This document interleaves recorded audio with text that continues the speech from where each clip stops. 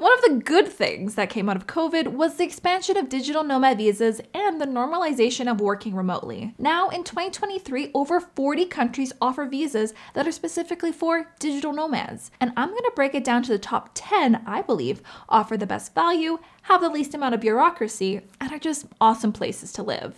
But before we get into it, I want to thank our sponsor, Dell.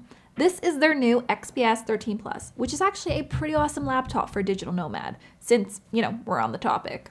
It has a 13.4-inch display, and the whole thing is super slim and lightweight.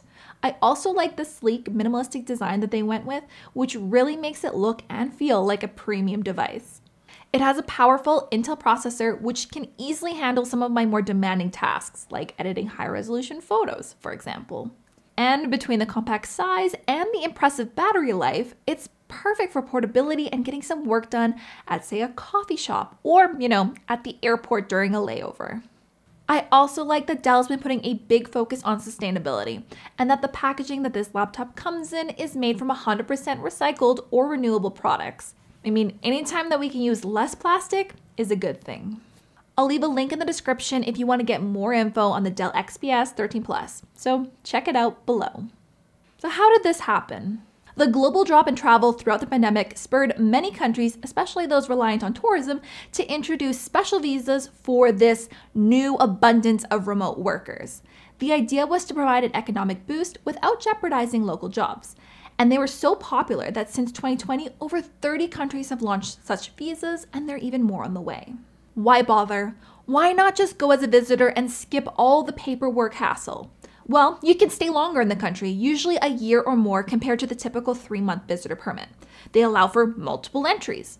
They are not only for work. Remote students can also apply in many countries. Spouses and dependents can be brought along, so bring the whole family. These visas also allow you to sign up for local services like a bank account and utilities. Most visa holders are also exempt from income tax on earnings made while working remotely. Plus, some digital nomad visas offer a path to permanent residency or citizenship. And in general, they just provide a legal framework for remote work. Eligibility for digital nomad visas are typically not limited to specific nationalities, but individual visa requirements. Now, a few things hold consistent. You cannot perform work or provide services to any company or person from that country. They generally do not grant access to social services in that country, such as medical coverage. And if you require an entry visa for that specific country, it typically still needs to be obtained alongside the digital nomad visa. Caribbean countries. Starting off with the Bahamas.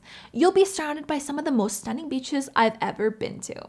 NASA will serve as a primary hub with co-working spaces and amenities, while the more remote tropical islands will provide opportunities for exploration and relaxation during weekdays and other day trips. With over 16 main islands to choose from, you'll have a wide range of living and working environments to consider. However, paradise comes at a cost. The Bahamas does have a higher cost of living and a more expensive application fee compared to other nations on this list. And another financial advantage of working in the Bahamas is the absence of income and capital gains tax.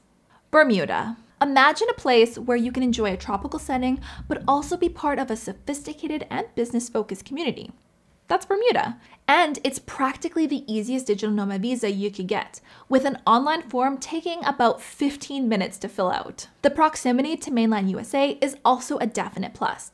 But if your plan was to island hop, you'll find it a little bit more secluded being, further out into the Atlantic. Although you don't need a minimum income and can even be a student, the cost of living here is quite high. In fact, it's one of the highest in the world. Antigua and Barbuda is right in the midst of paradise, where you're going to be surrounded by beautiful beaches and tranquil sailing opportunities, providing plenty of activities to do when you're not working. With St. John acting as a hub for co-working spaces and a base for connectivity. The visa process is pretty straightforward, but it's one of the most expensive application fees, and you need a fairly high minimum income, but it is an easy online form to fill out. Plus, it's valid for 2 years, which gives you plenty of time to soak up the sun. The location is also a plus, as it's closer to other Caribbean islands that, you can just hop on over to.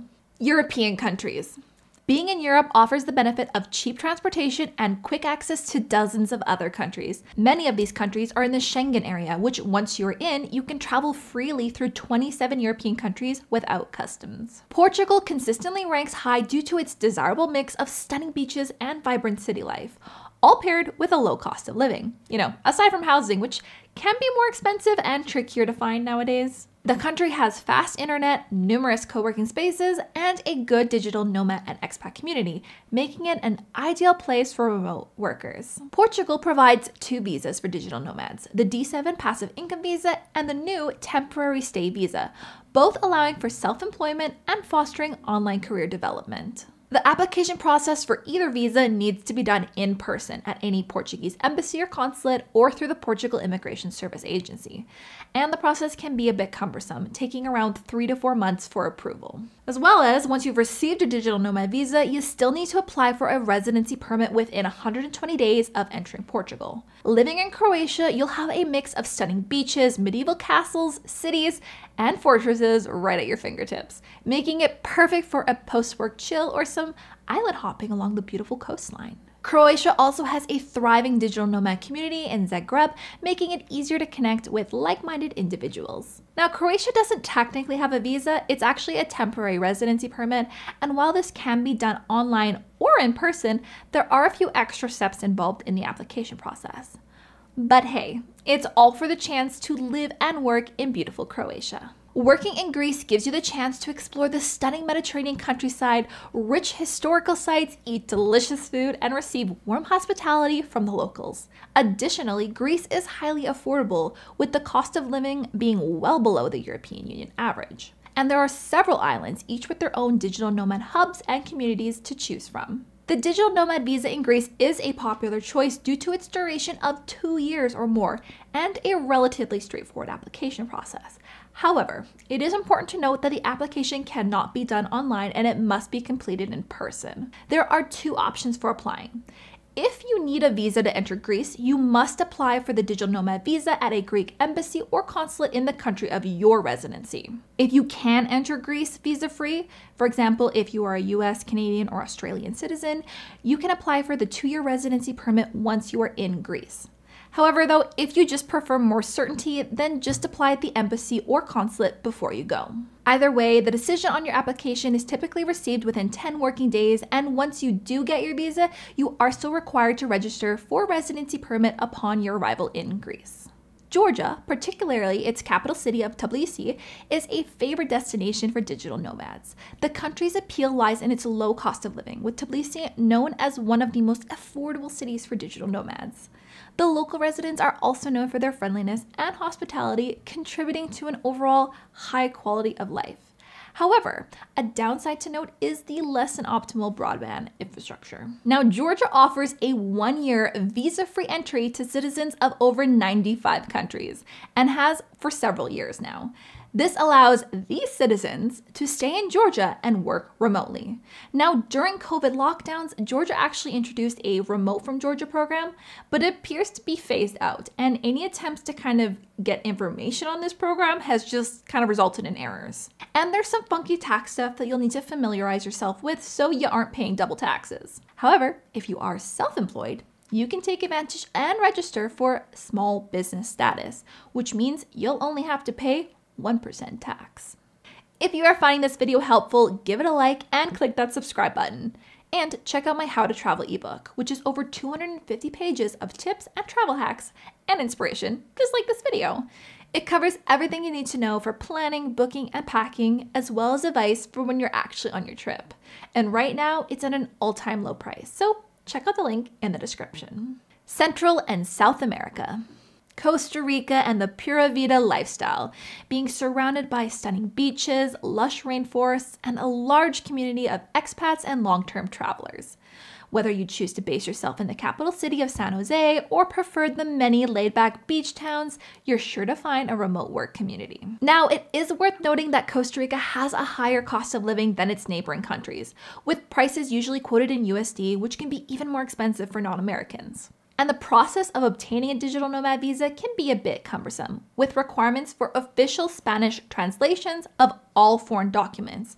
And once approved, you'll have to go in person within 3 months to obtain your residency permit with biometric data. But then you're living in paradise. Colombia, and especially the popular hub of Medellin, offers a vibrant, affordable lifestyle that's attractive to remote workers. It has the lowest cost of living out of all the countries on this list, so your money is going to go a long way. Additionally, Colombia's low-income requirements for a digital nomad visa further reduce entry barriers, making it more accessible. However, an unfortunate downside is the higher crime rates, making safety and security essential considerations. Now, the country has been making a lot of progress in this area, and it's not nearly as dangerous as it used to be, but it is still something to be aware of. Despite that, Medellin is quickly becoming a major hub for remote work, offering up a robust community of like-minded individuals. Southeast Asia, with hubs like Bali in Indonesia and Chiang Mai in Thailand, is a major hotspot for expats and digital nomads. Yet, despite their high appeal, these countries lack well-structured, practical visa programs specifically catered to digital nomads. Now, plans are in motion to develop such visas, but as of now, they're still not available. So there's a lot of gray area and more complications if you want to legally work in these destinations. But not Malaysia. Malaysia really is trying to carve out a niche for itself as a prime destination for digital nomads, with Kuala Lumpur and Penang leading the charge. The country offers affordable living costs, well below many Western countries, alongside cheap, high-speed internet and a growing abundance of co-working spaces. And as part of their visa program, the government of Malaysia provides access to dedicated programs and co-working environments. And although the processing time is slightly longer, so between 6 and 8 weeks, it has a lower income requirement than comparable visas in other Southeast Asian nations, making it a really accessible option. Plus, the location makes it an ideal base for exploring other nearby countries on the continent. With all of these countries, please make sure you do your own research as governments change their policies all the time. I've left links in the description to all the official sites for these visa programs. And if you're interested in some of my best travel hacks, you're going to want to watch this video right here.